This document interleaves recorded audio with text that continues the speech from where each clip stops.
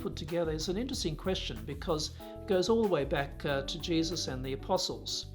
If we look at the time of Jesus and the time immediately after his ascension into heaven, we see that at that time the church had the Old Testament. They had the Old Testament, and that was the scriptures for them. So when we see Paul talking about the scriptures, he's talking about the Old Testament. And as time went on, we could see that the Lord, of course, was working through his church.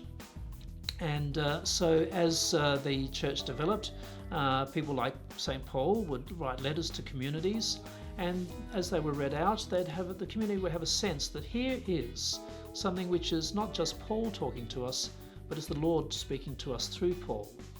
And so as time went on, it was discerned that these are particularly valuable letters because we are experiencing the Spirit of God working through them.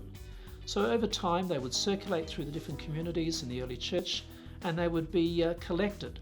They would be, because in those days we didn't have printing presses, they would have to be copied by hand. So they copy them and send them on to another church. And so they would build up over time a collection of these writings during the New Testament times, which would then be something which would be discerned as being of the Spirit. Now, as time went on, of course, there were other writings as well, and some were circulated and didn't have quite the same character, didn't have quite the same experience with them.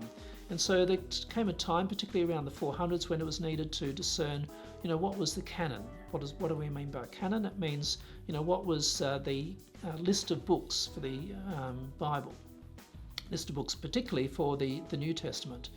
And so it was then, the sifting was done, as was happening, of course, over time, as to which ones were really discerned as being the books which are inspired by God. And so over time that was solidified, particularly around the 400s, but it wasn't really put in stone, you might say, until Trent in the 1500s. So that's when it was, in a sense, was solidified.